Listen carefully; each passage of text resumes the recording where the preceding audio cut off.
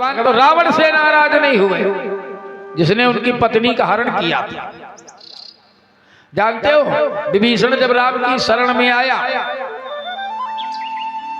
तो राम जी ने उसको लंकेश कह दिया। कहा लंकेश सहित परिवार कुशल कुठार वास्तु।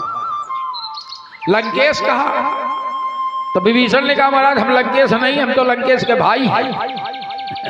हम तो विभीषण हैं, वो लंकेश तो हमारा भैया रावण है। राम जी ने कहा अब लंकेश कह दिया तो विभीषण लंकेश तो तुम ही रहोगे। सुग्रीव ने कहा महाराज ये बताओ रावण मरा नहीं है, वैकेंसी खाली नहीं है, दूसरा अपॉइंटमेंट कैसे हो गया? बिना वैकेंसी के कैसे अपॉइंटमेंट? राम ने कहा सुग्रीव लंकेश तो अब विभीषण ही रहेगा। सुग्रीव ने कहा अगर रावण कल को भगवती सीता को लेके आ जाए और आपके चरणों में गिर जाए और कहे महाराज क्षमा करो गलती हो गई, क्या करोगे? फिर लंकेश किसको बनाओगे, रावण को कि विभीषण को? तो वाल्मीकि जी लिख रहे रामो दुर्नाभिभाषते, राम दो नहीं बोलते एक बोलते। राम ने कहा ये सुग्रीव लंकेश तो विभीषण ही रहेगा। अब अगर रावण भी शरण में आ रहा है तो अभी हम दो भाई जंगल में हैं, अयोध्या से दो भाई और जंगल चले आएंगे, रावण को अवधेश बना देंगे। समझिए? तो जब राम जी रावण से नाराज नहीं हुए, हमसे आपसे क्यों नाराज? इतनी कृपा है भगवान की फिर भी अनुभव नहीं हो रहा है। भरत जी अजगरी वृत्ति में पड़े हैं। एक बार एक चोरों का सरदार, उसने भगवती काली से प्रार्थना किया था, मनौती माना था कि हमको संतान हो जाएगी तो हम बलि चढ़ाएंगे। अब भाई भगवान की कृपा, भगवती की कृपा हो गई, उसको संतान पुत्र प्राप्त हो गया। उसने अपने साथियों से कहा भाई किसी को पकड़ो, तो यही भरत जी हट्टे कट्टे मोटे ताजे मिल गए ले गए चोर, इनको पकड़। भरत जी को नहलाया गया, भरत जी नहा रहे हैं। भरत जी को टीका लगाया गया, माला पहनाई गई, आरती उतारी गई, भरत जी मस्ती में बैठे। भरत जी को खाने को मिष्ठान दिया गया, भरत जी खा रहे। देखो जो भगवान के अनन्य आश्रित है ना, भगवान उनका योगक्षेम निश्चित वहन करते हैं। मैंने कल भी निवेदन किया, गीताकार भगवान कृष्ण कह रहे हैं अर्जुन अनन्या चिंतयन्तो माम ये जनाः परिउपासते तेषां नित्याभियुक्तानां योगक्षेमं वहाम्यहम्।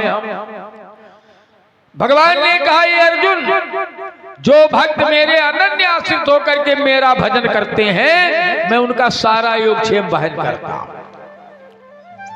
हम अपने आप को समर्पित नहीं कर पाते भगवान, हम तो भरोसा रखे हैं कि अभी चाचा से मदद मिल जाएगी, अभी काका से मदद मिल जाएगी।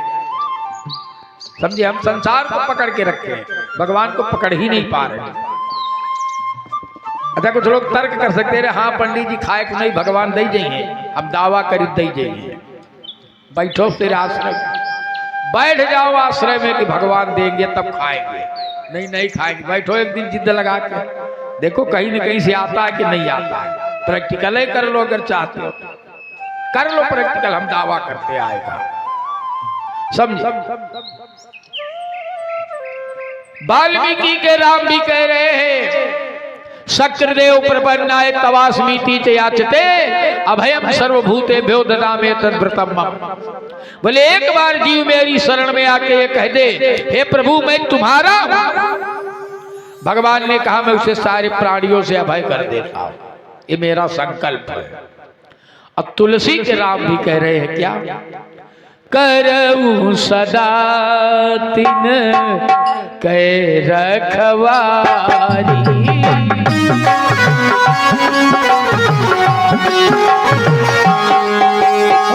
करऊं सदा तिन कै रखवारी,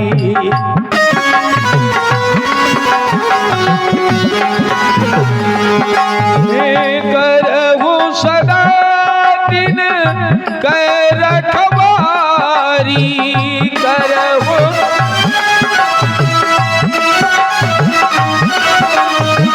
करहु सदा दिन कै रखवारी, जिमि बालक राख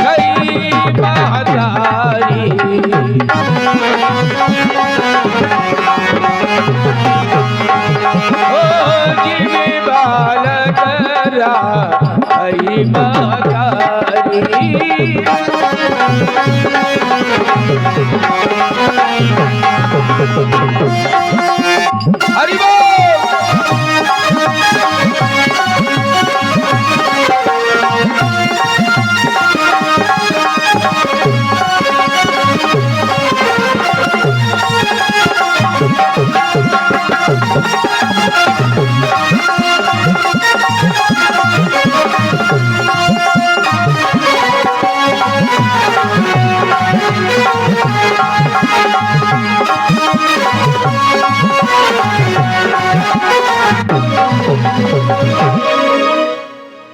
आश्रित आ जाओ भगवान के।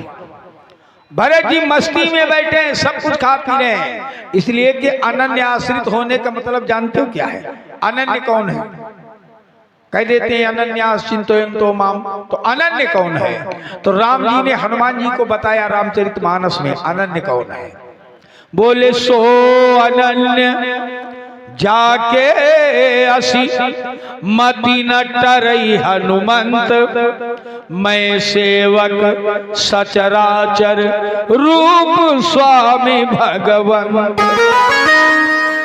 अनन्यता ये है कि अपने आप को सेवक समझो और संसार में जितना भी दिख रहा है इसमें ही अपने भगवान को देखो।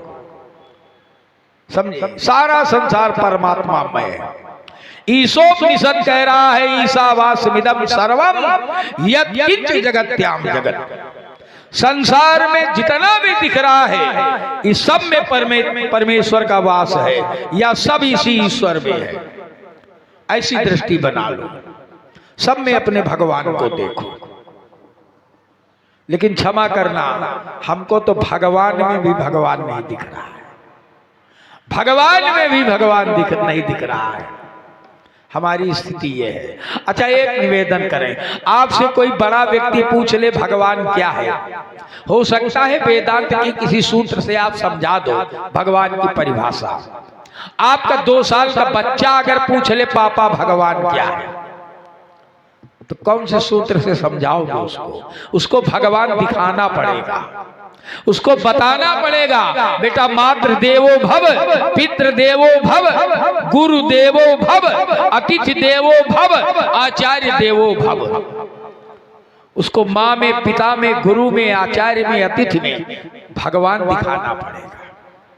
और एक निवेदन करें, जिनको माँ में भगवान नहीं दिखा, पिता में भगवान नहीं दिखा, गुरु में भगवान नहीं दिखा, अतिथि में भगवान नहीं दिखा, अपने आचार्य में भगवान नहीं दिखा, क्षमा करना, दुनिया के किसी भी मंदिर में जाओगे मूर्ति मिलेगी, भगवान नहीं मिलेगा। मूर्ति तो रखी है, चाहे जब खोल के दर्शन कर लेना, भगवान नहीं मिलेगा। समझिए, अभी कल हमारे यहाँ से एक सज्जन बढ़िया कपड़ा उपड़ा पहने झमाझम, बोले चाचा प्रणाम। हमने कहा प्रणाम, कहाँ जा रहे हो? बोले विंध्याचल जा रहे हैं। अच्छा, कल यहाँ भी गए, बहुत लोग देखा, हम झंडी उंडी लिए। तो हमने कहा विंध्याचल जा रहे हो? बोले हाँ। हमने कहा माता जी? बोले माता जी छुटकाऊ की तरफ रहते हैं, जिंदा माँ से दुश्मनी है, और जो इन माताओं की भी माँ है जगत माँ, उसको तुम प्रसन्न करने जा रहे हो। माँ प्रसन्न नहीं हो पा रही है, जगत माँ को प्रसन्न करोगे। वह हरी मानसिकता। बाप को कभी एक लोटा पानी नहीं दिया। पंडित जी, हम हर साल जाते हैं वहां, वो जो शिवलिंग बनता है अमरनाथ, जिंदगी भर अमरनाथ में जाओ, बर्फ का शिवलिंग मिलेगा, अमरनाथ नहीं मिलेंगे। समझ में आई बात? हाँ, शिवलिंग मिलेगा, वो तो बना लो, यहाँ बना सकते हो, वो आप प्रकृति बनाती, यहाँ तुम बना लो, कौन सी आफत की बात है। समझे? भगवान दिखाना पड़ेगा तुम्हें, बच्चे को माँ में, पिता में, गुरु में, अतिथि में, आचार्य। तो कम से कम इन्हीं में भगवान देखो। ये माताएं भी खूब जाती है विंध्याचल, सास से रातों दिन लड़ती है, हजारों गालियां सास को। अब बिंदन जाए के दिन देखो लिए झंडी लगे, तो बिंदा मैया ही नहीं के इंतजार कर रही, आओ बच्ची, हाँ तुमसे खुश है, वाह हरी पूजा। समझे? भरत जी को आज उस चोरों में भी अपना भगवान दिख रहा है। अच्छा, सरदार ने जब भरत जी को खिला पिला दिया तो निकारा तलवार बलि देने के लिए। कहा, ए भाई, अब तू जिसको याद करना चाहता हो याद कर ले, मैं तेरी बलि चढ़ाने जा रहा हूं। तो अभी मैंने निवेदन किया, जो अनन्य आश्रित हो जाते हैं फिर उनकी व्यवस्था भगवान को करनी पड़ती है। अच्छा, ये बताओ, बच्चा जब तक अकेले बैठा है उसको गिरने का खतरा है, वही बच्चा जब माँ की गोद में हो जाता है तो फिर निश्चित हो जाता है, फिर उसको कोई खतरा नहीं है। माँ मारेगी कि बचाएगी कोई तनाव नहीं। समझे? यही स्थिति भगवान की है। भगवान भी हमारी माँ है। पहले हम लोग भगवान को माँ कहते हैं तो भगवान बड़ा प्रसन्न होता है। हमारा बच्चा अगर हमको सवेरे कहे कि मम्मी प्रणाम, तो हो सकता है हम लोगों को क्रोध आ जाए, लेकिन जब हम भगवान को माँ बुलाते हैं भगवान बहुत प्रसन्न होता है। और सब बुलाते हो, पढ़ते हो तुमेव, पहले माता फिर पिता तुम्हें। तो ये माँ की तरह हमारा लालन पोषण करता है परमात्मा। समझिए? भरत जी को मारने के लिए जैसे चोरों के सरदार ने तलवार निकाली, भगवती भद्रकाली उस मूर्ति से प्रकट हो गई और चोरों के सरदार की ही गर्दन काट दिया। बोलिए दुर्गा मैया की। क्यों? एक निवेदन करें, भगवान का यही एक गजब का स्वभाव है।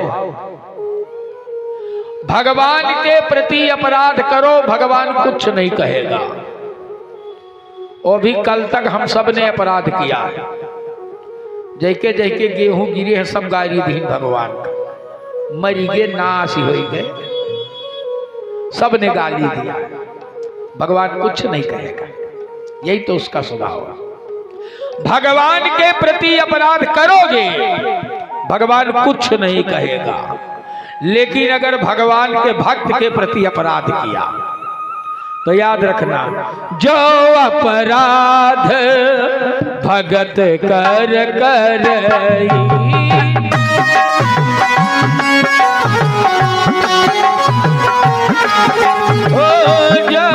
अपराध भगत कर करई,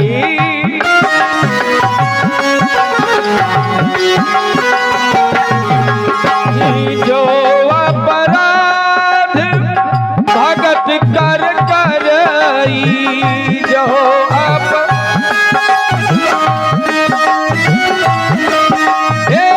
राम रोष पावक सो डरई,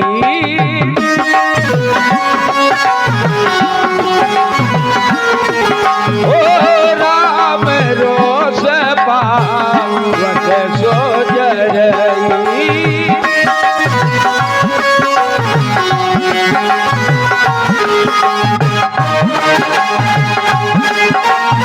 हरि बोल।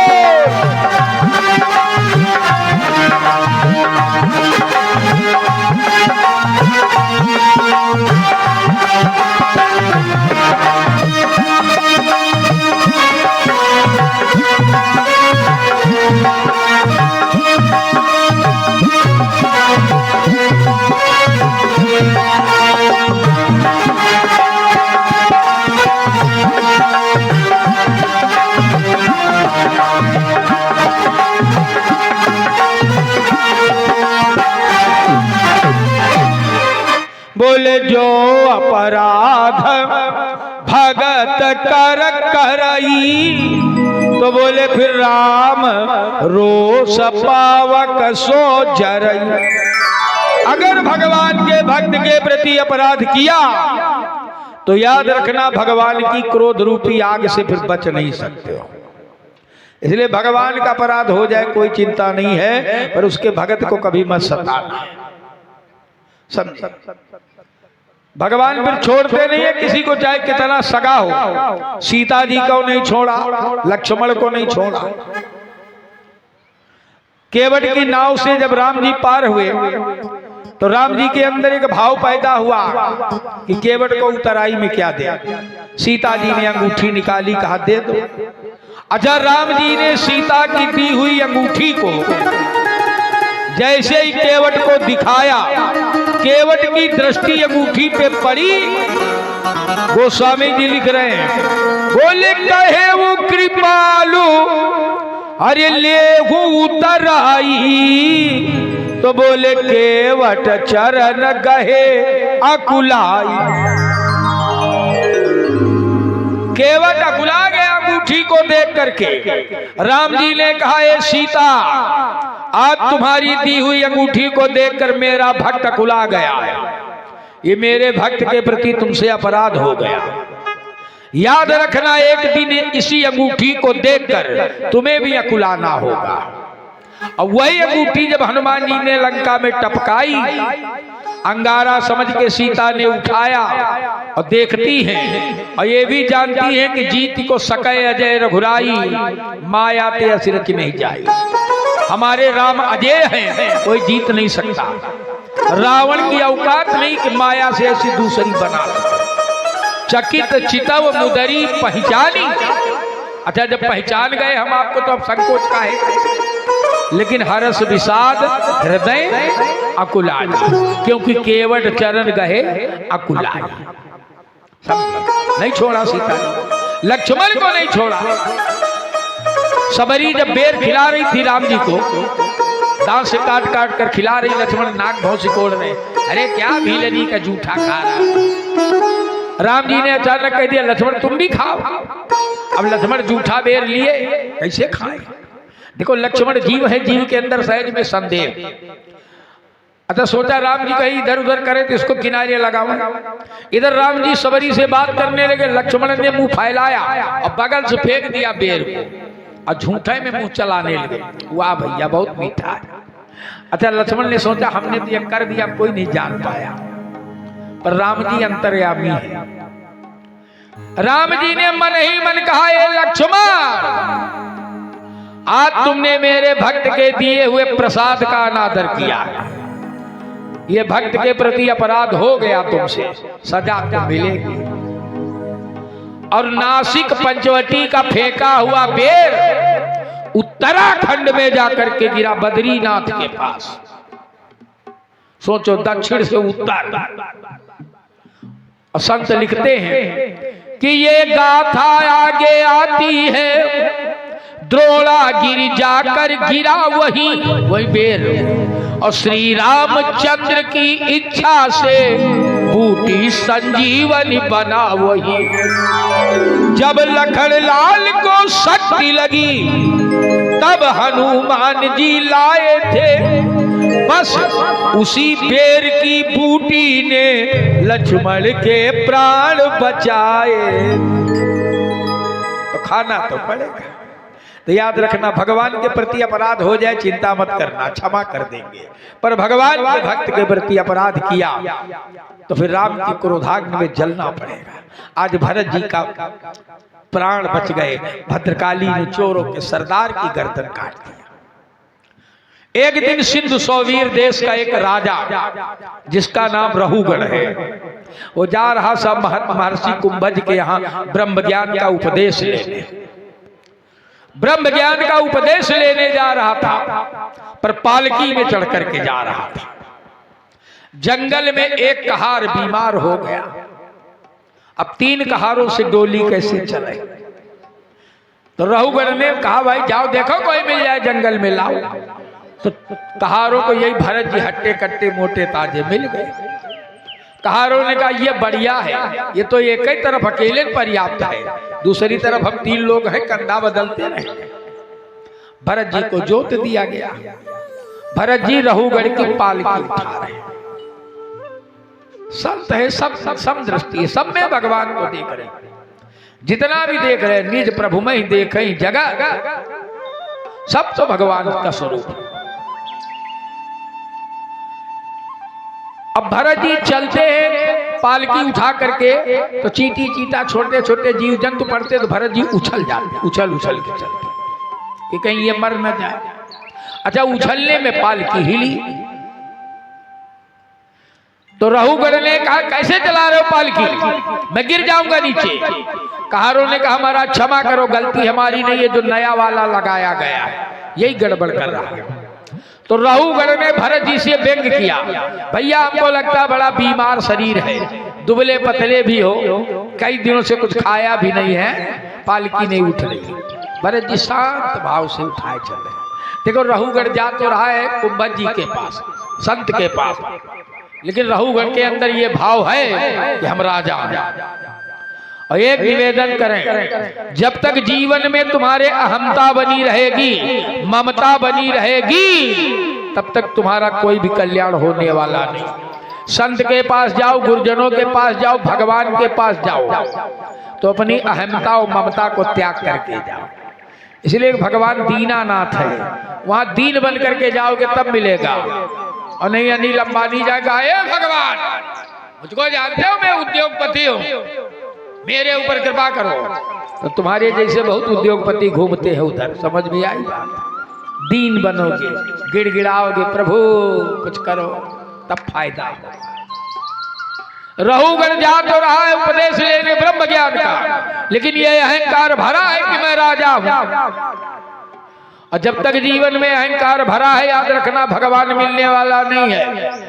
भगवान का तो एक ही सीधा सा सिद्धांत है, निर्मल मन जन सो मोहि पावा।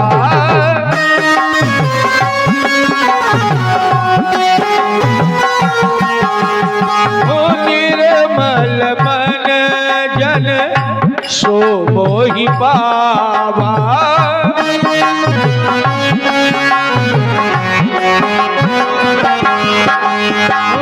निर्मल मन जन सो मोहि पावा।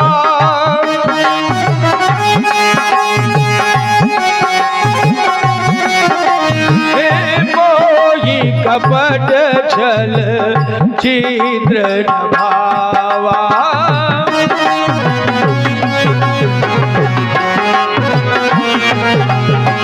मोहि कपट छल छिद्र भावा।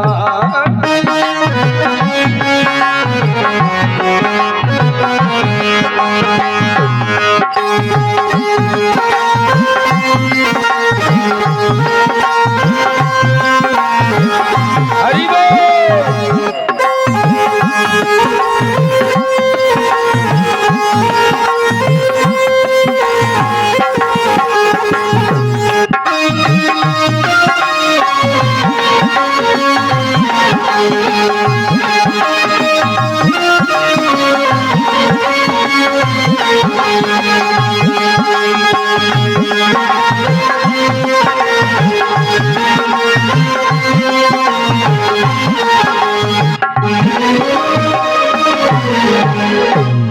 भगवान ने कहा निर्मल मन जन सो मोहि पावा।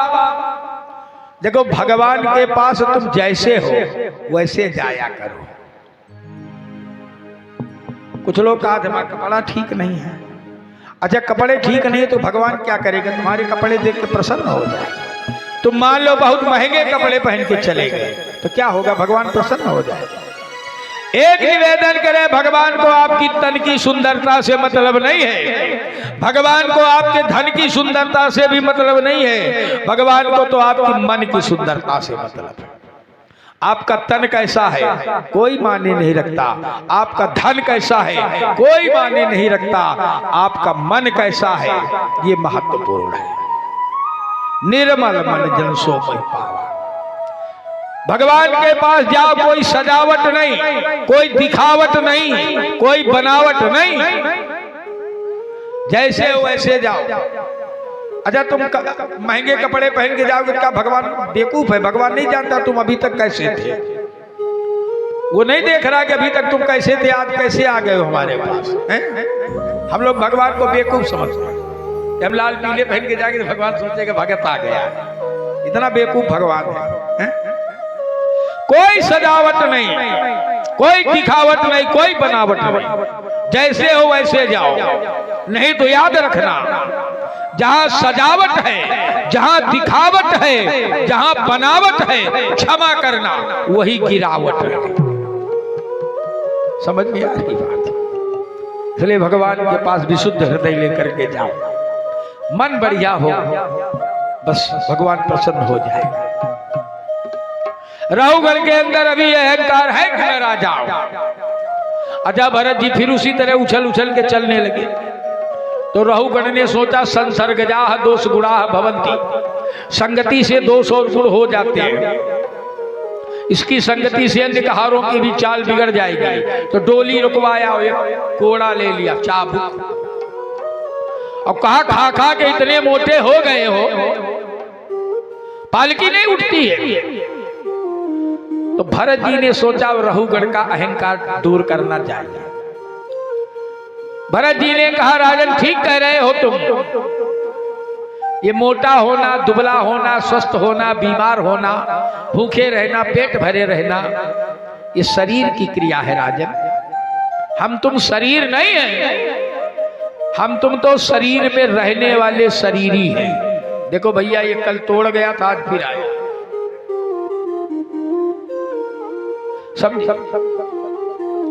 भरत जी ने कहा राजन हम तो इस शरीर में रहने वाले शरीरी हैं। ये मोटा होना ये शरीर का काम है, आत्मा थोड़े मोटी होती है। हम तुम शरीर नहीं है राजन, आत्मा है।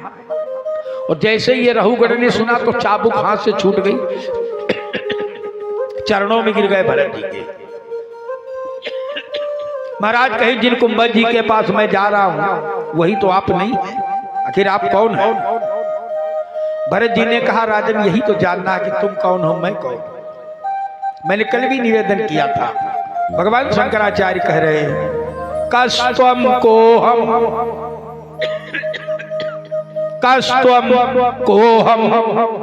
कुत आयाता कामे जननी और को में ताता इति परिभावय सर्वम सारम और विश्वम त्यक्त्वा स्वप्न विचारम। विचार करो कि तुम कौन हो, मैं कौन हूं। जिस नाम से जिस रूप से आप हमको जानते हैं हम वो नहीं है। अच्छा अभी हमसे कोई पूछे भाई आपका नाम, आप कौन है, तो हम बड़े गर्व से कहेंगे हम तो कमलेश जी हैं। अच्छा भाई आप कमलेश जी हो, ये क्या है, ये सिर है, ये आंखें हैं, ये नाक है, ये कान है, ये गाल है, ये मुंह है, ये दांत है, जीभ है, ये पेट है, पीठ है, हाथ है, पैर है। कमलेश कहाँ गए? अभी तो कह रहे थे हम कमलेश हैं। है कोई ऐसी चीज जिस जो कमलेश हो इसमें? तो इसमें कमलेश नहीं है। कमलेश तो वो है जिसके अंदर से बोल रहा है, उसको संसार ने एक नाम दिया, समझे? उसको संसार ने नाम दिया। यही विचार करना है कस्त्वम तुम कौन हो, कोहम मैं कौन हूं, कुत आयाता कहां से आए हम, कहां जाएंगे, को में जननी का में जननी को में ताता, मेरी माँ कौन है, मेरे पिता कौन है, इसका विचार करते रहो। इति परिभावय सर्वम सारम विश्वम त्यक्त्वा स्वप्न विचारम। देखो ये जो देख रहे हो ये सत्य नहीं है, थोड़ी देर के लिए सत्य है, क्षणिक सत्य है। अभी आधे घंटे बाद आप कहीं होंगे, हम कहीं होंगे, ये दृश्य बदल जाएगा। और जो चीज परिवर्तनशील है वो सत्य नहीं है। सत्य तो वो है जो भूत भविष्य वर्तमान तीनों में एक जैसी रहे, वो सत्य। निवेदन करें ये जितना भी देख रहे हो जागृत अवस्था का स्वप्न है। स्वप्न हम लोग सुसुप्ति अवस्था में सोते हुए भी देखते हैं और जागते हुए भी देखते हैं। ये जितना देख रहे हैं जागता हुआ स्वप्न है। एक सोते समय हम लोग स्वप्न देखते हैं, याद रखना सुख दुख दोनों में बराबर है। अच्छा जागृत अवस्था में भी हमको 1 लाख रुपया मिल जाए कहीं पड़ा तो हम सुखी हो जाएंगे कि नहीं हो जाएंगे? हो जाएंगे। अच्छा सपने में अगर यही देख लो, रात में सपने में देख लो मिल गया रुपया से भरा बैग, तो रात भर लखपति रहते हैं। तो सवेरे जब नींद खुलती तब पता चलता टूटी चारपाई में। रात भर प्रसन्न थे, रुपया मिला नहीं, प्रसन्न थे। वो सुसुप्ति अवस्था का। अच्छा जागृत अवस्था में पैर में कांटा चुभ जाए तो हम चिल्लाते हैं। अच्छा सोते में सपना देख लो कि पैर में कांटा घुस गया है तो हम लोग चिल्ला देते हैं बड़ी तेजी से, और जब आंख खुलती तब पता चलता है यार सपना देख रहे थे, कांटा लगा नहीं सपने में पर पीड़ा उतनी ही हुई। तो याद रखना सुख दुख दोनों अवस्थाओं में बराबर है, जागृत अवस्था में भी सुसुप्ति अवस्था में भी। एक कहानी सुना मैं, एक बार राजा जनक ने एक स्वप्न देख लिया। राजा जनक ने स्वप्न देख लिया। स्वप्न में राजा जनक ने देखा कि किसी राजा ने हमारे राज्य पर आक्रमण कर दिया। रात्रि के अंधेरे में राजा जनक राज्य छोड़कर भागे। कई दिनों तक लगातार भूखे प्यासे चलते रहे। एक दूसरे राज्य में पहुंचे। वहां का राजा अन्न बांटता था, भोजन लेने वालों की पंक्ति लगी थी। ये भी कई दिनों के भूखे थे। जनक जी पंक्ति में लग गए। जब इनका नंबर आया, परोसने वाले ने कहा बाबा बर्तन कहाँ है, काहे में लोगे, पात्र तो लाओ। जनक जी ने कहा भैया पात्र तो नहीं है, तो बोले ले आओ कैसे। जनक जी गए, एक गृहस्थ व्यक्ति के दरवाजे मिट्टी की एक हंडिया रखी थी, गगरी, उसमें जल भरा था, बच्चे शौच करते थे उससे। जनक जी ने उस मिट्टी के हंडिया से पानी को फेंका और वही शौच वाली हंडिया लेकर के पंक्ति में लग गए। जब इनका नंबर आया तो भोजन ही समाप्त। रसोइये ने कहा बाबा आप तो कल मिलेगा। जनक जी की आंख में आंसू आ गए। भैया कुछ भी खरोच के दे दो, बर्तन को खुरच खुरच के, भूख बहुत लगी, प्राण बचाना मुश्किल है। अच्छा रसोइये ने बर्तन खरोचा, उसी गगरी में भर दिया। जनक जी आए, एक दरवाजे पर बेंच पड़ी थी, उसी पे बैठ गए कि भोजन कर लिया। और जैसे ही हंडिया में हाथ डाला, कौर उठाया, वैसे ही दो सांड लड़ते हुए आए और सांड का धक्का लगा। जनक जी लेके अगरी गगरी नीचे भड़ाक से गिरे। और जब भड़ाक से गिरे तो जनक की आंखें खुल गई। अब जब आंखें खुली, जनक जी उठ के बैठे, देखा हम तो अपने राजमहल में। जनक के अंदर एक प्रश्न कौंध गया, यह सत्य है कि वो सत्य है? जो भी देख रहे थे हंडिया में भोजन कर रहे, वो सत्य है कि ये? बस सवेरे घोषणा करवा दिया, जो भी मेरे प्रश्न का उत्तर देगा आधा राज्य दे देंगे, नहीं तो कैद में डाल देंगे। प्रश्न एक है, ये सत्य है कि वो सत्य है? बड़े बड़े अमलात्मा विमलात्मा महात्मा कोई उत्तर नहीं दे सका। हमारे यहाँ एक संत हुए अष्टावक्र जी। अष्टावक्र जी माँ के उदर से ही 8 जगह से टेढ़े पैदा हुए। इनके पिताजी भी महाराज जनक की कैद में है।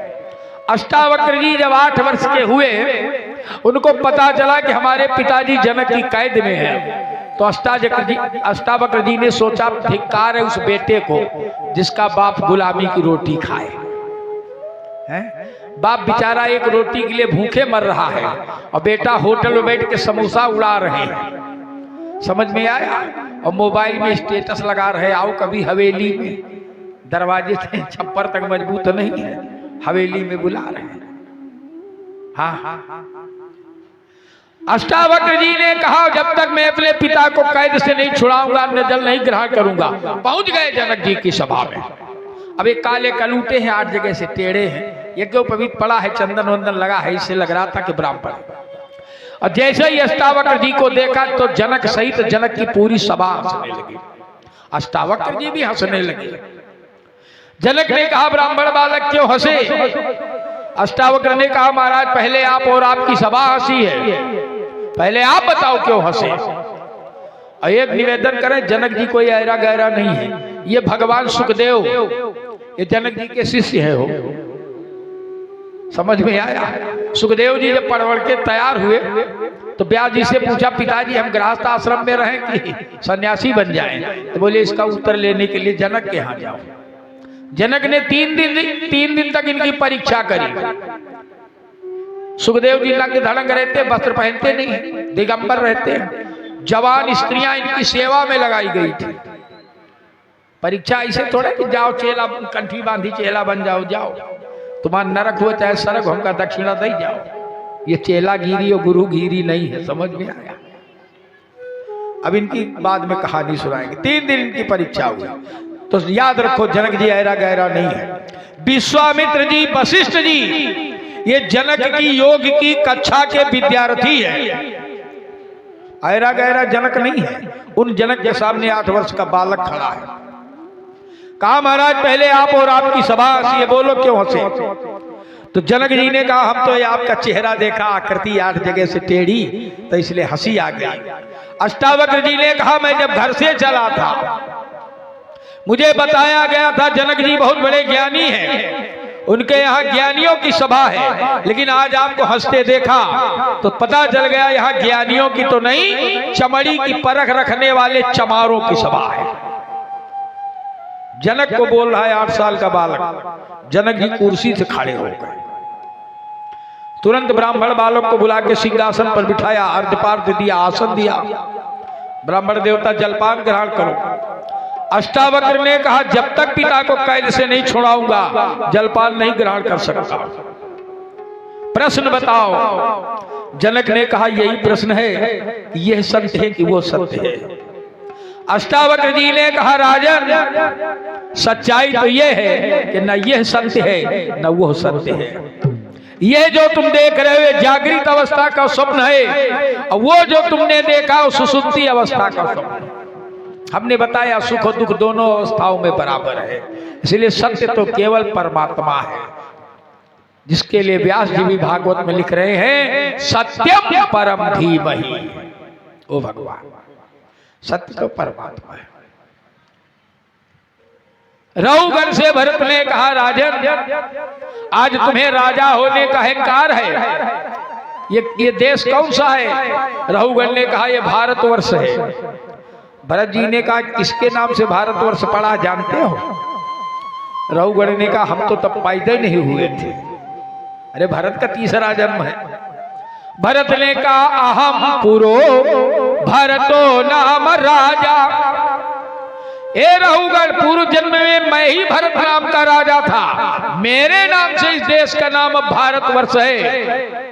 इतने बड़े राज्य में आसक्ति नहीं हुई, लेकिन एक हिरण में आसक्ति हो गई, मुझे दूसरे जन्म में हिरण बनना पड़ा। ये तो ज्ञान बल था कि अब तीसरे जन्म में मानव शरीर मिला है। रघुगण तो गिर गया, चरणों में लेट गया, महाराज जो भी गलती हुई अब शब्द हमने आपको कहे क्षमा कर। संत तो कोमल होते हैं। अच्छा कुछ लोग कह देते संत को क्रोध नहीं करना चाहिए, है ना? हम लोग एक अर्धाली पढ़ते हैं रामचरितमानस की, संत हृदय नवनीत समाना, बस इतने पढ़े हुए के आगे क्या लिखा है?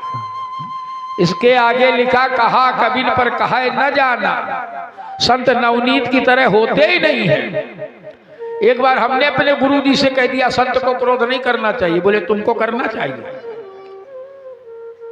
बोले सत्य को ही क्रोध करना चाहिए, हमको आपको नहीं करना चाहिए। क्यों? हमारे आपके क्रोध में उस संत के क्रोध में अंतर है। अच्छा आपके गांव में कोई संत आ जाए, अगर किसी बात पर आपके ऊपर क्रोध करे तो आप विचार करो कि हमारी उसकी न जमीन की लड़ाई है, न जायदाद की लड़ाई है, न धन संपत्ति घर की लड़ाई है, आखिर ये क्रोध कर रहा तो क्यों? कभी इधर सोचा?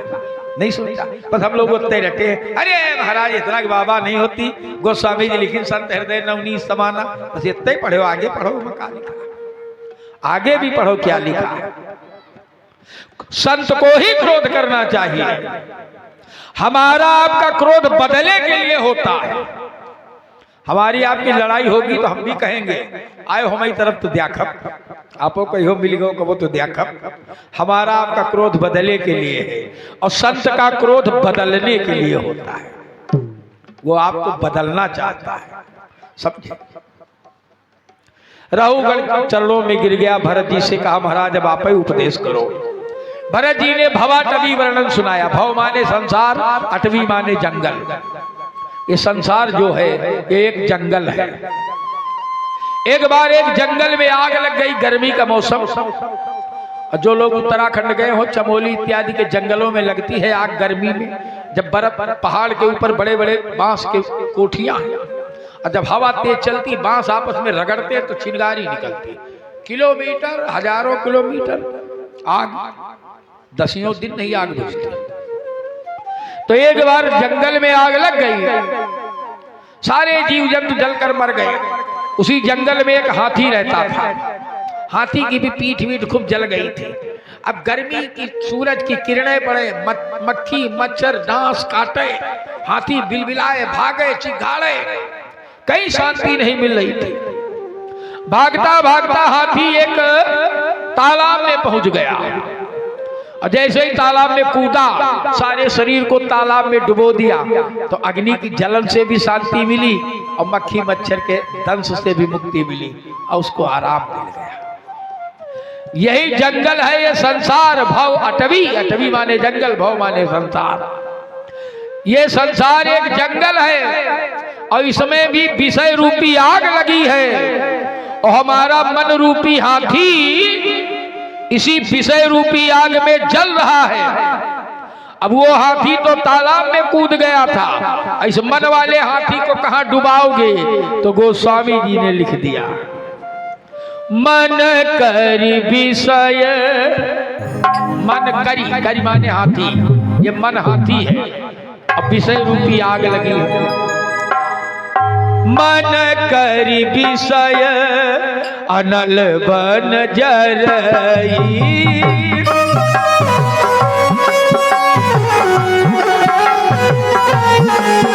ओ मन करी विषय अनल बन जरई। हरि बोल।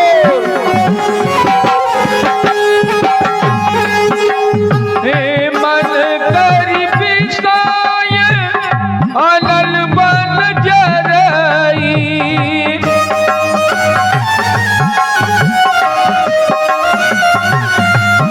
ओ मन करी विषय अनल बन जरई।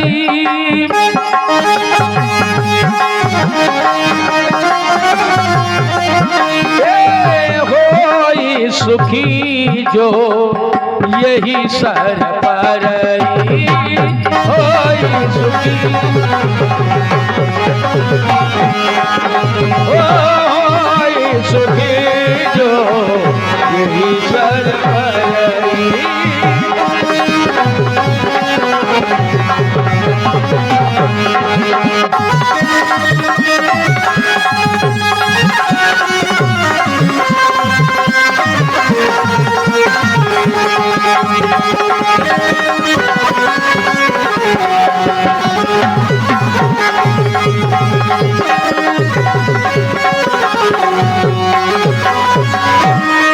गोस्वामी जी ने कहा, मन करी विषय अनल बन जरई, और इस मन रूपी हाथी को कहाँ डुबाना है? बोले होई सुखी जो यही सर परई। राम कथा रूपी तालाब में डुबा दो, मन की भी जलन शांत हो जाए। अच्छा, रहुगढ़ को भवाटवी वर्णन सुनाया भगवान भरत जी ने, और सूर्य की 12 राशियों का वर्णन, शिशुमार चक्र का, दुनिया के सब वर्णन सुनाया, अंत में नरक का वर्णन सुनाया। अच्छा, सुखदेव जी ये कथा परीक्षित जी को सुना रहे। सुखदेव जी ने जैसे ही कहा, राजन, राजर्षि भरत ने अंत में नरकों का वर्णन सुनाया, तो परीक्षित कांपने लगे।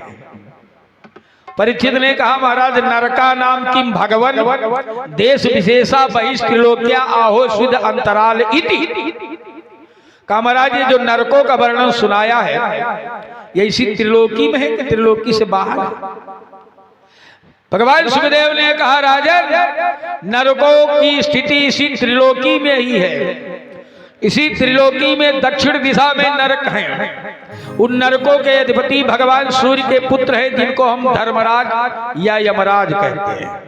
यमराज और धर्मराज अलग अलग नहीं है, वो पापियों के लिए यमराज है, शुद्धात्माओं के लिए धर्मराज है। नरकों की संख्या यद्यप कहीं कहीं 32 बताई गई है, किन्हीं किन्हीं ग्रंथों में 28 है, किन्हीं किन्हीं में 24 है, लेकिन सच्चाई ये है कि नरकों की संख्या असंख्य है। अच्छा, कांपने लगे सुखदेव भगवान।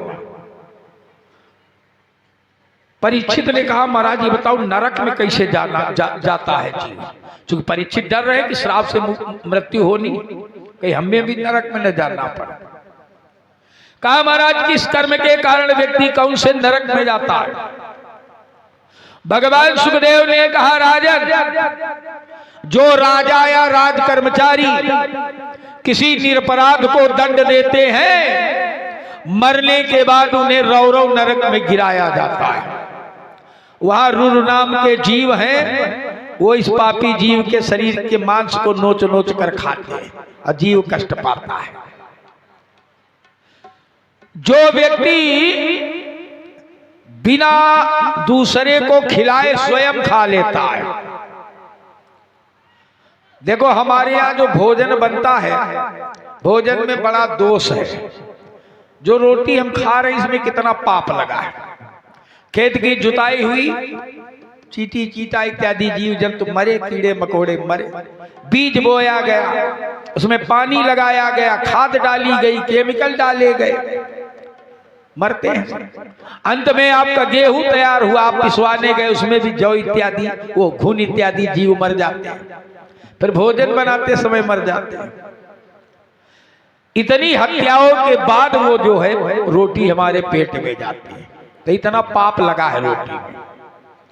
ये रोटी का पाप समाप्त हो जाए, इसीलिए हमारे यहाँ बलि वैश्य देव की प्रक्रिया थी।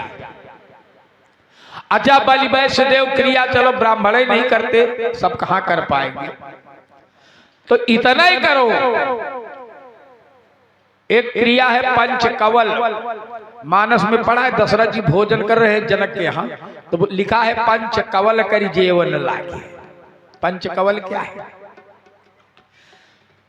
भोजन कैसे किया जाए ये भी जान लो। पहली चीज तो भोजन शुद्ध पवित्र होना चाहिए। मन कहा दे रहे पंडित जी का बनाओ खाए, कहूं आपत्ति आपका। एक निवेदन करें, भोजन में 4 चीजों का प्रभाव हमारे शरीर में पड़ता है। जिस बर्तन में भोजन बन रहा है उस बर्तन का प्रभाव, जिस बर्तन में भोजन कर रहे हो उस बर्तन का प्रभाव, जो भोजन कर रहे हो उस भोजन का प्रभाव, और भोजन बनाने वाले का प्रभाव। ये 4 चीजों का प्रभाव। आज हार्ट की नसें ब्लॉकेज हो रही, क्यों? फास्ट फूड खा रहे, रोटी नहीं अच्छी लगती है। अब तो इतनी बढ़िया व्यवस्था, फोन करो 20 मिनट में घर में आ गया। वो पिज्जा रबड़ की तरह बढ़ता नाक, हमने देखा नहीं कभी, केवल वीडियो में देखा, सच में नहीं देखा। सच्चाई है, नाम ही सुना है। खा रहे हैं, कितना केमिकल खा रहे हो। आयु तुम्हारी नहीं हमारी छोटी होगी। छोटे छोटे बच्चों में शुगर की बीमारी है, ब्लड प्रेशर की बीमारी है। क्यों खा रहे हो तुम? रिफाइंड खा रहे हो। रिफाइंड में कितना दुर्गंध आती है, देखा है? अच्छा, रिफाइंड से पूरी बनाओ और जो बचता है रिफाइंड उसको सूंघ के देखो, कितनी, चाहे कितने बढ़िया कंपनी का ले आओ, कितने बढ़िया कंपनी का लाओ, देखो कितनी दुर्गंध आती है। अरे पता काहे से बनता है, उसको हम लोग खा रहे हैं।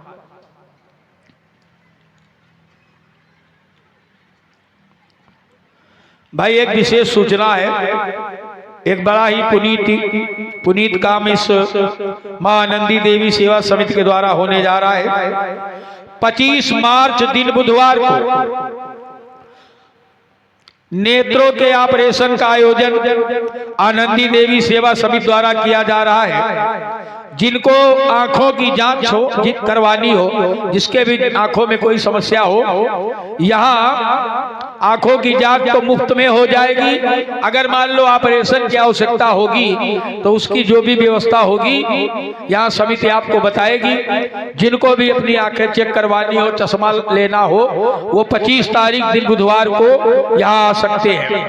और 25 मार्च के दिन शाम को एक विशाल कवि सम्मेलन का भी आयोजन है, समझे? 7:30 बजे से रात्रि 10 बजे तक, शाम को 6:30 तक कथा है। फिर आप जाइए, रोटी वोटी खा के जल्दी से आइए, और 7 बजे से सरस्वती के वरद पुत्र इस मंच पर आप सबको कविताओं से आनंदित करेंगे। ये सूचना है, आप सब आइए। बोलिए आनंदी देवी मैया की। तो निवेदन में कर रहा था, पंचकवल कर लो। भोजन पहले जब शुद्ध पवित्र भोजन आ जाए, एक तो पहले भोजन ठीक करो, खूब तेल मिर्च मसाला, जीभ के लिए चटपटा। शुगर तुमको नहीं, हमको थोड़े होगी। 65 साल की है, जो इतनी तेज बोलता हूँ, 4 घंटे बोल देगा हमारी उम्र का व्यक्ति तो फेफड़ा चौक कर जाएगा। और अभी भी जोर बोल सकता हूँ। इनसे कह दो शुक्ला जी से इसकी आवाज हमारे हिसाब से खोल है, मशीन न जल जाए तो बताना, गारंटी है। हाँ गारंटी है मशीन जल जाए। पर हम फास्ट फूड नहीं खाते, हमारे यहाँ तेल मिर्च मसाला बहुत हल्का सा खाया जाता है। जैसे निमंत्रण में 1 कटोरी सब्जी लेते हो, लाल लाल तेल उसमें, इतने तेल में हमारे यहाँ पूरे घर की सब्जी बनती सब। हाँ कलर तो पड़ता है। तो मैं निवेदन कर रहा था, 5 आहुतियां आपके घर का माता है, आप सब करना, आज से सौगंध लेकर के जाओ। कल हम पूछेंगे कि सबने अपने अपने घर में किया कि नहीं। सवेरे जब भोजन बन जाए तो बिना नमक का जो भी भोजन है, जैसे चावल है, रोटी है, थोड़ी सी आग बना लो कंडे की। अब ये ना बता देना पंडित जी हमारे यहाँ सिलेंडर है, कंडा है नहीं, तो 100 रुपया कंडा खरीद लो तो तुम्हारे यहाँ साल भर चलेगी। इतना नहीं तो सुलगाना है। थोड़े से कंडे में 5 आहुतियां अग्नि में डालो, रोटी या चावल की, गुड़ या चीनी सबके यहाँ है। ओम प्राणाय स्वाहा, ओम व्यानाय स्वाहा, ओम उदानाय स्वाहा, ओम अपानाय स्वाहा, ओम समानाय स्वाहा। यही है पंचकवल की क्रिया। इससे हमारे प्राण, अपान, व्यान, उदान, समान, ये 5 प्राण मजबूत होते हैं, समझे। अब भोजन करने के समय बेर के बराबर 5 कौर पहले बना के रख लेना चाहिए और 5 कौर चुपचाप भोजन करना चाहिए। मंत्र याद हो यही बोलते जाओ, प्राणाय स्वाहा, दूसरे कौर में नहीं मंत्र याद तो भी 5 कौर तो चुपचाप खाओ। लेकिन हम लोग खाते खाते बात करते हैं। अच्छा पहले हम लोगों के यहाँ दूसरे दिन बड़हार की व्यवस्था होती थी, बराती बैठते थे भोजन करने, कपड़े बड़े उतार के, परसने वाला जनेऊधारी, कोई आवाज नहीं होती थी, कोई आवाज नहीं होती थी। और एक थाली में अगर चावल आया तो एक ही व्यक्ति के लिए आता था, वो इतने सबका नहीं परसा जाता। ये पवित्रता थी हमारे यहाँ। आज तो लगा है चाहे जो को खाए, जूठे हाथों से चम्मच लेके डाले हैं पत्तल। आज का तो भोजन ही बड़ा गजब का है। क्या नाम है उसका? बफर कहते हैं। खाता सब है, नाम कोई नहीं जानता। उसका शुद्ध नाम है बुफे। अंग्रेजी चला बुफे सिस्टम, हिंदी में मानो गिद्ध भोज। पता नहीं चलता कि रसगुल्ला में नमक कम है कि रायता में चीनी ज्यादा है। अच्छा घर में दाल में रोटी डाल के पत्नी दे दे तो मारपीट शुरू हो जाए। और वह ये कोई थरिया में सब सना है। अंग्रेजी चला बुफे सिस्टम, हिंदी में मानो गिद्ध भोज। एक ही तस्तरी में चाट, रायता, पूरी, सब्जी, रसगुल्ला, बिन हाथ धोए जूता पहरे खा रहे खुल्लम खुल्ला। आगे चारा पीछे पानी, पानी कहाँ बोले गेट पर। आगे चारा पीछे पानी, ये कैसी ना इंसाफी है। और जब खाना वाना नहीं मिला तो बोले काफी काफी है। बिटियों वाले हैं देख रहे लड़का वाले के हुरमुट्टी, और कहीं ने आपस में परसों खाओ मराओ, बिटिया वाले फाइन छुट्टी लगा चरही। तो भोजन शुद्ध। गीता कह रही थे भुक्षंति तो घंग पापा, ये पच्यति आत्म कारण।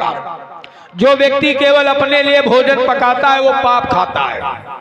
इसीलिए हमारे यहाँ चूल्हे की पहली रोटी गाय के लिए होती थी और आखिरी रोटी कुत्ते के लिए होती थी, और निकालना चाहिए।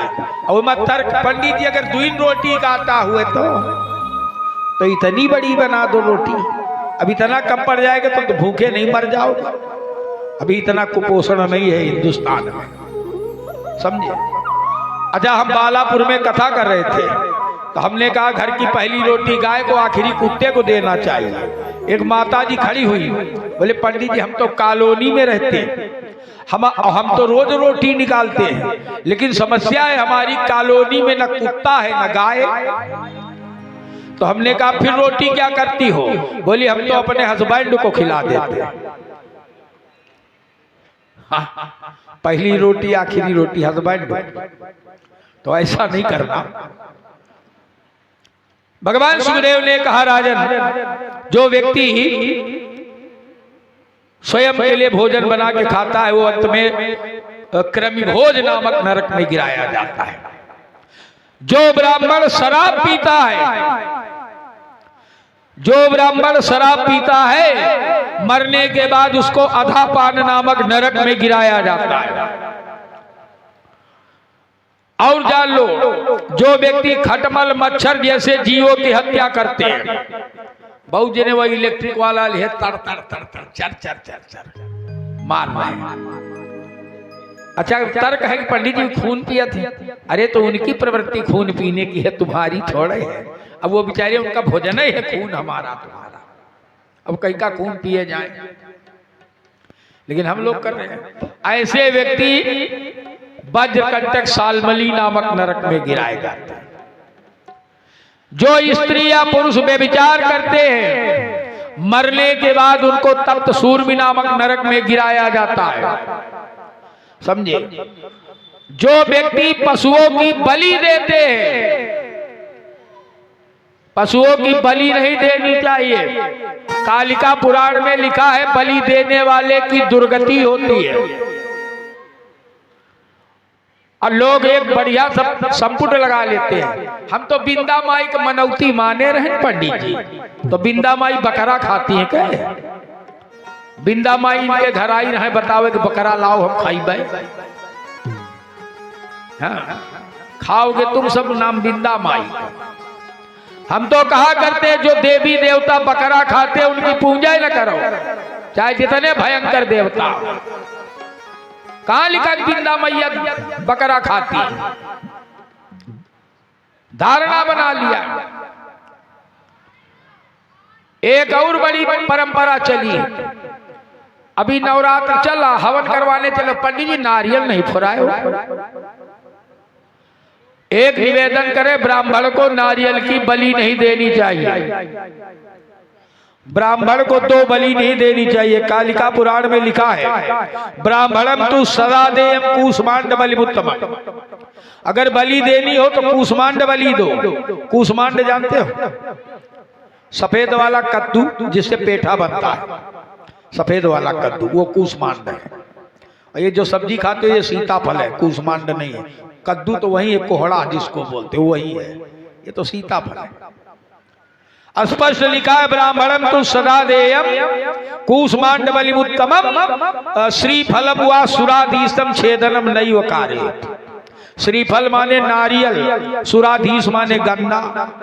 इसकी बलि नहीं देनी चाहिए ब्राह्मण को।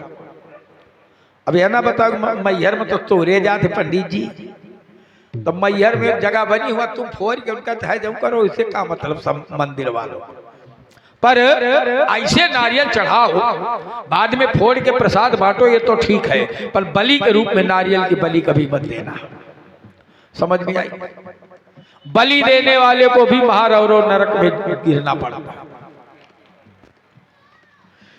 इस तरह से नरकों की विभिन्न स्थितियां सुना तो परीक्षित जी कांपने लगे। अच्छा, परीक्षित जी ने कहा महाराज मान लो जान के अपराध ना हो, लेकिन मान लो अनजाने में पाप हो ही जाए और नरक में न जाना पड़े तो कोई व्यवस्था है? भगवान सुखदेव ने कहा राजन, अगर जीव भगवान नाम के आश्रय में है, मैंने कल भी निवेदन किया है, अगर भजन करते हो तो पाप से मुक्त हो जाओगे। भजन ही एक ऐसा माध्यम है जो आपको पाप से बचा सकता है। समझिए? और इस विषय में एक इतिहास सुनाया भगवान सुखदेव ने। कहा राजन, प्राचीन काल में कानकुब्ज देश, जिसको आज कन्नौज कहते हो, एक अजामिल नाम का ब्राह्मण रहता था। भागवत में यद्यपि लिखा दासीपति अजामिला, दासीपति है, लेकिन वो पहले ब्राह्मण था। अजामिल नाम का ब्राह्मण। अजामिल ब्राह्मण त्रिकाल संध्या करता था, नित्य अग्निहोत्र करता था और प्रतिदिन संध्या पूजन सब करता था। एक दिन अजामिल समिधा लेने के लिए जंगल में गया तो जंगल में देखा एक चंडाल और एक बेश्या, दोनों अर्धनग्न अवस्था में आपस में परिहास कर रहे थे। अजामिल ने देखा तो देखते रह गया। अभी हमने बताया आसक्ति कहां जुड़ जाए पता नहीं है। समझे? एक बड़ा गजब का श्लोक है भागवत में इसी प्रसंग में, और वो श्लोक गरुड़ पुराण में भी आता जैसे का तैसा। हमारी इंद्रियां हमारे बस में होनी चाहिए, कब आसक्ति जुड़ जाए पता नहीं है। भरत जैसा राजर्षि जब हिरण बन गया तो हमारे आपके जीवन में तो उतनी साधना भी नहीं है। एक निवेदन करें, संसार के 5 जीव हैं जो एक एक विषय रस का सेवन करते हैं। हम लोग गाते हैं ना, विषय विकार मिटाओ पाप हरो देवा। विषय कौन है? विषय 5 हैं, शब्द, रस, रूप, गंध, स्पर्श, ये 5 विषय हैं। संसार के 5 जीव ऐसे हैं जो एक एक विषय रस का सेवन करते हैं, और एक विषय रस का सेवन करने का परिणाम है कि उनको प्राण देने पड़ते हैं, और हम मनुष्य अकेले 5 विषयों का सेवन करते हैं। व्यास जी लिख रहे हैं, बोले कुरंग मातंग पतंग भृंग और मीना हता पंच भिरेव पंच एक प्रमादी सकथम न हन्यते। बोले यह सेवते पंच भिरेव पंच। भागवतकार व्यास जी के 5 जीव है जो एक एक विषय का सेवन करते हैं। अच्छा, इसी का ट्रांसलेशन गोस्वामी जी ने दोहावली में लिखा है। बोले आली पतंग मृग मीन गज एक एक रसलीन और तुलसी 3 कै कौन गति जो 5 रसलीन। हम अकेले 5 विषयों का सेवन करते हैं। व्यास जी का पहला जीव है कुरंग। कुरंग माने हिरण। हिरण का एक शौकीन है शब्द विषय का, शब्द का। हिरण पकड़ने वाले बताते जिस जंगल में हिरण होता है, हिरण एक ऐसा जीव जो 24 घंटे चौकड़ी भरता, कभी स्थिर नहीं रहता। पर हिरण पकड़ने वाला शिकारी जंगल में जाता है, पेड़ पे चढ़ जाता है जाल वाल लेके, अब बांसुरी की मीठी धुन बजाता है। अहरनिश चौकड़ी भरने वाला हिरण बांसुरी के संगीत को सुनकर के मंत्रमुग्ध हो जाता है। खड़ा भूल गया कि हमको चौकड़ी लगाना है, बस ऊपर से शिकारी जाल फेंक देता, फंस जाता उसे। थोड़े से संगीत के सुनने के कारण हिरण को प्राण देने पड़े, हमारी दशा क्या होगी? हम लोग तो रातों दिन संगीत कान में घुसेड़ के मोटरसाइकिल से जा रहे, बीचों बीच सड़क में ट्रक वाला पीछे से हार्न दे रहा, भाई हम तो भोजपुरी गाना सुन रहे हैं। अब ट्रक वाला ऊपर से निकल जाए तो निकल जाए, हम थोड़ा हटेंगे, उसको जल्दी है तो ऊपर से निकल जाए। ये हमारी दशा है। और संगीत भी इतना अश्लील कि पूछिए नहीं। देखो, कान का काम है सुनना, कान से सुनने का ही काम होगा। अब ये हम पर निर्भर है कि इससे भगवान की कथा सुनते हैं कि अश्लील गाना सुनते हैं। कुरंग। दूसरा जीव मातंग। मातंग माने हाथी। हाथी के अंदर कौन सा गुण होता है? बोले स्पर्श का। हाथी पकड़ने वाले बताते जिस जंगल में हाथी होता है एक बड़ा सा गड्ढा खोदते हैं और उसको घास फूस से हल्का सा पाट देते हैं और ऊपर एक हाथी जैसा पुतला घास का बना के खड़ा कर देते, चले आते। कोई हाथी अगर उधर गया तो पुतले को दूसरा हाथी समझता है, उसको स्पर्श करना चाहता है, सूंड चलाता है। गड्ढे में घुस के हफ्तों भूखा प्यासा पड़ा, फिर एक व्यक्ति धीरे धीरे उसको बाहर निकालता है। तो थोड़े से स्पर्श सुख के कारण हाथी जैसे विशालकाय जीव को बंधन में आना पड़ा। हमारी आपकी क्या दशा होगी, कभी विचार करो। तीसरा जीव पतंग। पतंग माने कीड़ा। पतिंगा का है का शौकीन है? बोले रूप का, सुंदरता का। दीपक की लौ जली, दीपक की लौ की सुंदरता पर आकृष्ट होता है पतिंगा, दीपक की लौ की ओर भागता है। क्षमा करना, दीपक की लौ का कुछ नहीं बिगड़ता, उल्टे पतिंगे को ही प्राण देने पड़ते हैं। ये पतिंगा क्या है? हमारा मन। गोस्वामी जी ने कहा दीप शिखा समझुबती तन, और ये मन जनी हो सी पतंग, भजे श्री राम रघुनायक करे श्री सदा सतसंग। थोड़ी सी सुंदरता के लिए पतिंगे को प्राण देने पड़े और हम लोग तो सुंदरता के पीछे भाग रहे हैं। मैंने उस दिन निवेदन किया था, केवल इतनी सुंदरता के लिए हजारों की क्रीम लगती है महीने में, केवल इतनी सुंदरता की। कनपटी के लिए कोई क्रीम नहीं है, कान के लिए कोई क्रीम नहीं है, आंख के लिए कोई क्रीम नहीं, हाथ पैर गर्दन के लिए कोई क्रीम नहीं, खाली चेहरे के लिए क्रीम। ये वाली क्रीम लगा दो भैंस को, वो गाय बन जाएगी। फिर निवेदन करें, क्रीम लगाने से व्यक्ति अगर गोरा हो जाए तो दक्षिण अफ्रीका वाले सारी फैक्ट्री वहीं लगवा ले, बेचारे दिन में खो जाए तो ढूंढे नहीं मिलते कहां है। देखा है, समझे? सुंदरता के पीछे भाग रहे, हमारी क्या दशा होगी। चौथा जीव है भृंग। भृंग माने भंवरा। भंवरा काहे का शौकीन है? बोले गंध का शौकीन है। भंवरा एक फूल पर बैठेगा, मकरंद पिएगा, फिर दूसरे में जाएगा, फिर तीसरे में, एक फूल पे स्थिर होकर नहीं रहता। अच्छा, एक बार तो बड़ी गजब की बात हुई। एक भंवरा गया, कमल के फूल पर बैठ गया और मकरंद पी रहा था। देखो, कमल एक ऐसा फूल है जिसकी विशेषता है कि जैसे सूर्योदय होता है कमल खिलता है, और जब सूर्यास्त होता है तो कमल बंद हो जाता है। भंवरा कमल में बैठा, अचानक सूर्यास्त हो गया, कमल बंद, अब भंवरा भी उसी में बंद। देखो, भंवरा ऐसा जीव है कि हमारे आपके घर में लकड़ी में छेद कर देता, काठ में, चाहे तो कमल की कोमल पंखुड़ी को काट सकता है, लेकिन भंवरे की आसक्ति है कमल से, इसलिए नुकसान नहीं पहुंचाता।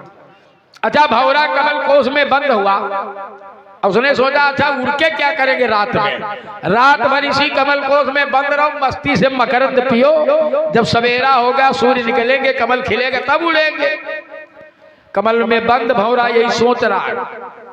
अचानक रात में कोई हाथी आया पानी पीने, हाथी ने पानी पिया और सूंड चलाया, वही कमल की नाल पकड़ में आई जिसमें भंवरा है, और हाथी ने चबा लिया। भंवरा सवेरा नहीं देख पाया, केवल उसी में बैठा सोच रहा था क्या कि रात्रि गमिष्यति और भविष्यति सुप्रभातम और भास्वानुदेश्यति हसिष्यति पंकजश्री। भंवरा सोच रहा है रात्रि गमिष्यति, रात्रि जाएगी, सवेरा होगा, भगवान सूर्य निकलेंगे, तब ये कमल खिलेगा। बोले इत्थम विचिंतयति कोशगते दुरेफे। कमल कोश में बैठा हुआ भंवरा यही सोच रहा है, लेकिन जब रात में हाथी ने उखाड़ लिया तो बोले हा हंत हंत नलिनी गजमु जहार। बोले आई गयंद चबाई लियो, अब तो रही गो मन को मन में मंसूबा। नहीं देख पाया सवेरा, हमारी भी यही दशा है, क्षमा करना। हम लोग भी संसार रूपी कमल कोश में बंद। थोड़ा वोल्टेज बढ़ाओ, ये बार बार डिम करता है। संसार रूपी कमल कोश में हम लोग भी बंद हैं भंवरे की तरह। सोच रहे हैं अभी काहे उड़े यार मस्ती से, अभी तो जवानी है, भजन बुढ़ापा में करेंगे। पर याद रखना, जिस दिन काल रूपी हाथी आएगा और चबा के चला जाएगा, हमारा सब यही धरा का धरा रह जाएगा, समझे। पांचवा जीव है मीना, मछली। मछली का एक शौकीन, बोले रस की। मछली पकड़ने वाले देखा, एक टेढ़ी टेढ़ी कील रखते लोहे की, उसमें धागा बांधते और कील में एक जिंदा केचुआ घुसेड़ देते। अब केचुआ के पेट में कील छटपटा रहा, पानी में फेंक दिया। मछली को अपनी जीभ पर नियंत्रण नहीं है, मछली उस केचुए को खाने के लिए जाती है। रस की शौकीन है, रस चाहिए, हम लोग भी तो रस के शौकीन। अब उसको तो खा लिया, लेकिन वो कील मछली के गलफड़ में फंस गई। अब फिर मछली किसी का भोजन बनती। इसीलिए ये एक एक जीव है, एक एक विषय का सेवन करते हैं। कुरंग मातंग पतंग भृंग और ये मीना हता पंच भिरेव पंच। और हम अकेले बोले ये कहा प्रमादी सकथम नहन्य दे और यहाँ सेवते पंच भिरेव पंच। इसीलिए पांच ठीक होनी चाहिए। इसीलिए एक बड़ी ही बदनाम अर्धाली गोस्वामी जी ने लिख दिया, ढोल गवार शूद्र पशुनारी।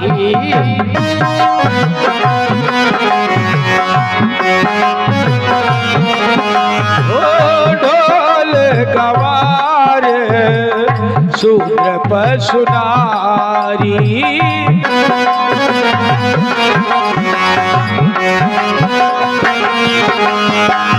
ढोल गवार शूद्र पशुनारी।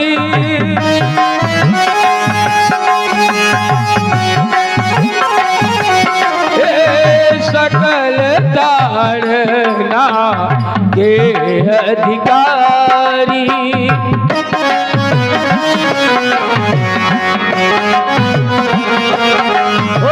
सकल ताड़ना के अधिकारी।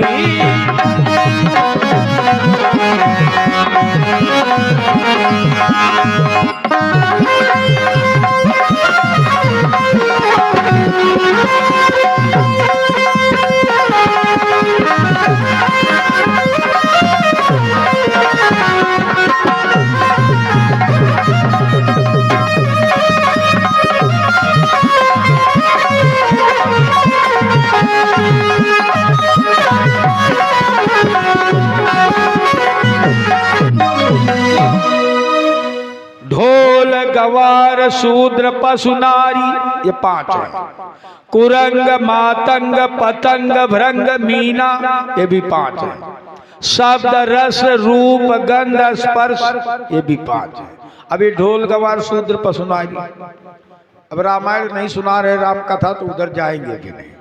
ढोल में शब्द होता है, आवाज। ढोल है हमारे कान। आप एकांत में उंगली डाल के बैठो थोड़ा टाइट करके, अब ज्यादा टाइट न करना ब्लड निकल जाए, बाद में हमसे कहो दवाई कराओ। हाँ, तो टाइट करके बैठिए एकांत में, घम घम की आवाज सुनाई पड़ेगी, ये प्राण घोष है। तो कान है हमारे ढोल। अब कान का काम है सुनना। अब ये आप पर निर्भर है कि इन कानों से भगवान की कथा सुनते हो कि अश्लील भोजपुरी गाना सुनते हो। इट्स डिपेंड ऑन यू, समझे, आप पर निर्भर है। गंवार, गंवार है हमारे नेत्र। नेत्र इतने गंवार हैं कि जिस दृश्य को हम देखना नहीं चाहते, मान लो कुछ इधर है, हम इधर को मुकिए पर एक बार दृष्टि इधर जाए, देखना नहीं चाहते, दृष्टि फिर भी उड़ जाती है। अब आंख का काम है देखना, आंख से तो देखने का ही काम होगा। अब ये आप पर निर्भर है कि भगवान के सुंदर सुंदर श्री विग्रह को देखते हो कि हीरो हीरोइन के अधनंगे चित्र देखते हो, ये आप पर निर्भर है। शूद्र, जिनको तुम शूद्र कहते हो, चलो उनको छू लोगे, नहा लोगे, तुम शुद्ध हो जाओ। अच्छा ये बताओ, ये जब कथा समाप्त हो जाएगी तो ये गद्दा और ये चादर वादर क्या करोगे? फेंकोगे कि घर में रखोगे? घर में रखोगे। अच्छा अगर हम इसी पे मर जाएं तब क्या करोगे इसका? तब फेंक दोगे, तब रख लोगे इसको? कोई नहीं रखता, झूठ बता रहे हो। कमर तक तो लपेट के ले जाओ तो डल बहू, कोई नहीं रखता। तो कहने के लिए कह रहे हो कि रख देंगे, फेंक देते हैं लोग। अच्छा मरने के बाद हम पंडित जी नहीं रह जाएंगे क्या? अभी हम पंडित जी हैं, हम भले 10 दिन से नहाए ना हो, मलमूत्र लगा हो हमारे शरीर में, हम तखत में बैठे, गद्दा में फेंका नहीं जाएगा, लेकिन केवल हमारे प्राण चले जाए तो गद्दा फेंक दिया जाएगा। इसलिए कि तब हम पंडित जी नहीं रह जाएंगे। याद रखना, सबसे बड़ा सूत्र है अपना शरीर। 13 दिन तक सर मुड़ा के बैठो, ब्राह्मण खिलाओ, तब घर शुद्ध होता है। ढोल गंवार शूद्र। पशु, पशु की प्रवृत्ति सूंघने की होती है। पशु है हमारी नाक, ये यहीं से बैठे बैठे पड़ोसी के किचन तक आहा हा कहूं पकौड़ी बन रही है, यहीं से पकौड़ी सूंघती है। और नारी, नारी की प्रवृत्ति चंचल होती, नारी है हमारी जीभ, इसको रस चाहिए, कभी तृप्त नहीं होती। मीठा खिलाओ नमकीन खाएगी, नमकीन खिलाओ पुड़िया खाएगी, पुड़िया खिलाओ चाय पिएगी, खिलाते रहो कभी तृप्त नहीं हो सकती।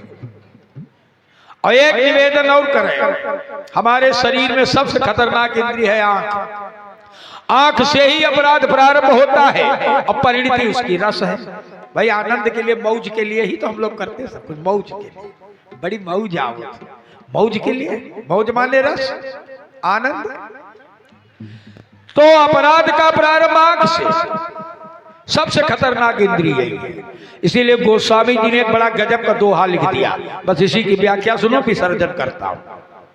बोले और करई अपराध को और पाव फल भोग, अति विचित्र भगवंत गति को जग जाने जोग। समय का अभाव है इसलिए अजामिल चरित्र कल। अपराध कोई करता है, सजा किसी और को मिलती है, यही तो है, और करे अपराध को और पाव फल हो। अब देखो अपराध कैसे होता, सजा कहां मिले। अच्छा मान लो एक गर्मी का मौसम है, आप 10-11 बजे अकेले किसी रास्ते में जा रहे हो पैदल, और आगे एक आम के पेड़ में पके पके मोटे मोटे आम पड़े हैं, गिरे आम आगे पड़े हैं। आम को देखा किसने? आंखों ने। और जैसे ही आंखों से अपराध हुआ, सारी इंद्रियां अपने आप काम करना शुरू। आपने देखा आम पड़े यार, उठावा जाए, मन में आया उठाया जाए। अब हम चारों तरफ देख रहे खेतों में कोई नहीं दिख रहा दूर दूर तक, तो पैर उस आम को उठाने के लिए दौड़ पड़े। हाथों ने आम को उठा लिया, धूल वूल झाड़ के गुलकाया, दांतों ने आम को खा लिया। स्वाद किसको मिला?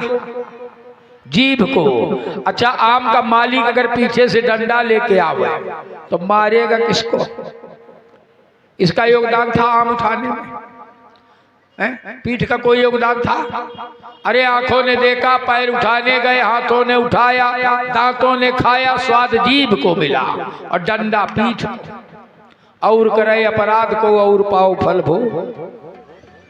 अच्छा एक बात और जान लो, डंडा तो पीठ पर पड़ा, लेकिन रोया कौन? आंख। शुरू कहां से हुआ? यही से। तो शरीर की सबसे खतरनाक इंद्रिय आंख है, समझे? आइए 2 बार भगवान नाम क्षमा चाहते हुए अजामिल चरित्र कल। एक बार पुनः आप सबको सूचना, आनंदी देवी सेवा समिति भीतरगांव के माध्यम से 25 मार्च 2026 दिन बुधवार को ठीक 10 बजे इसी प्रांगण में नेत्र चिकित्सालय का आयोजन किया गया है। जो भी माता भाता नेत्रों से संबंधित बीमारियों से परेशान हो आ सकते हैं। और उसी दिन कथा तो 3 बजे से चलेगी ही, 7:30 बजे से विशाल कवि सम्मेलन का भी आयोजन है। आप सब अधिक से अधिक संख्या में आवें। इन्हीं शब्दों के साथ आइए 2 बार भगवान नाम, फिर आरती और प्रसाद। श्री राम जय राम, जय जय राम।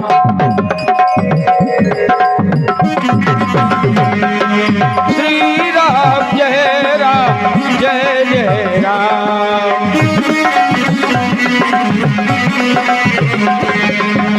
यहाँ पर मांगू कृपा निकेता,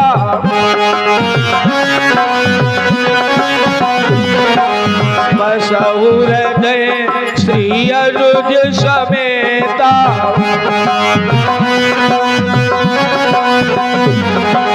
श्री राम जय राम, जय जय राम।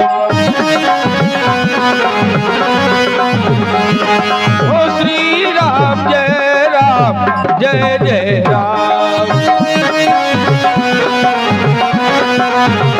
बोले सच्चिदानंद भगवान की, आज के आनंद की। ओम पूर्णमदः पूर्णमिदं पूर्णात् पूर्णमुदच्यते पूर्णस्य पूर्णमादाय पूर्णमेवावशिष्यते। सर्वे भवन्तु सुखिनः सर्वे सन्तु निरामयाः सर्वे भद्राणि पश्यन्तु मा कश्चित् दुःखभाग् भवेत्। ओम शांति शांति शांति सुशांतिर्भवतु सर्वारिष्ट शांतिर्भवतु।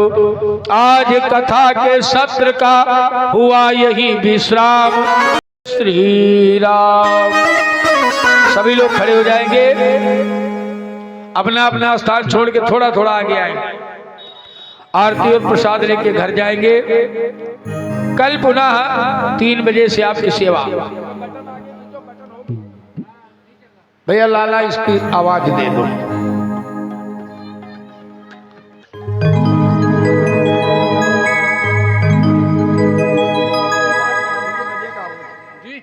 बार पहले दिन से भीड़ मजे का। अरे बोलिए गोविंद भगवान की जय। हरि ओम असुदत वीर गुण सर्वगण गुण स्वस्थ आत्मसनि प्रजा सनि सुन लोक सन्नि भय सनि अग्नि प्रजा बहुला में करो तो नमयो रे तो समा सुदत मैया जय श्यामा गौरी तुमको निश दिन ध्यावत हरि ब्रह्मा शिवरी हो जय माग सिंदूर विराजत की को मृग पद को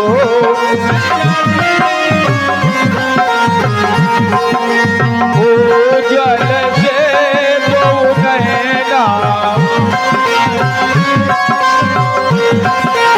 चंद्र बदनी को हो जय कनक समान काले वर राता पर राजे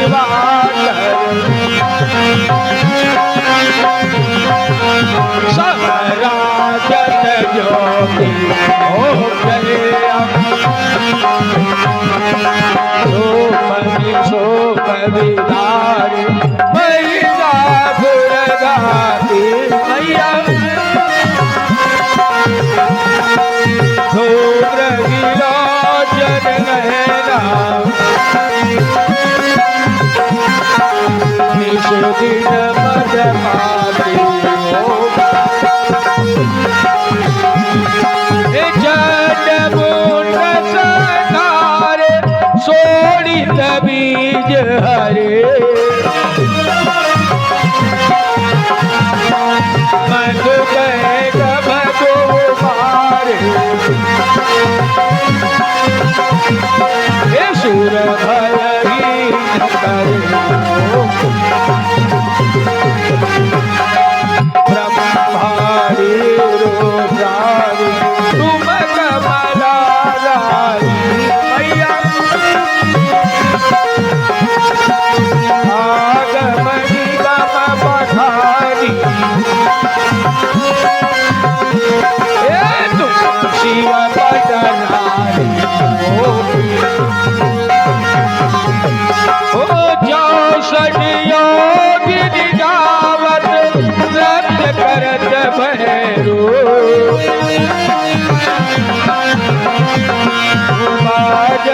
ताल मृदंगा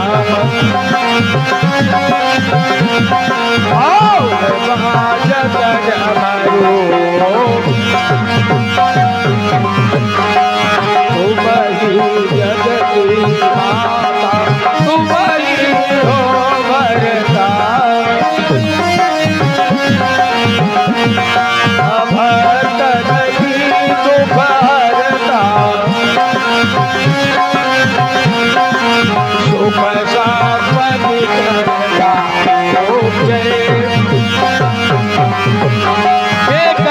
जन थाल विराजत अगर कपूर बाती मैया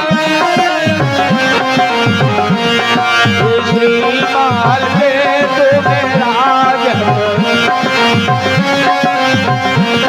देखो रतन ज्योति ओम जय अम्बे हे श्री अम्बे जो कोई नर गाए मैया गात शिवानंद स्वामी फल पावे ओम जय अम्बे गौरी मैया जय श्यामा गौरी तुम गौरी श्री ध्याव मैया जी को सदा मनावत ब्रह्मा ओम जय ओम जय ओम जय प्रेम से बोलो जोर से बोलो आवाज में आई मैं नहीं सुनिया और आगे बोले हे पीछे वाले हम ऊपर वाले हे नीचे वाले हे भैया बोले हे भैया बोले बोलिए नंदी देवी मैया की धर्म की अधर्म का प्राणियों में विश्व का भारत माता की भारतीय संस्कृति की नमः पार्वती पतये हर हर महादेव।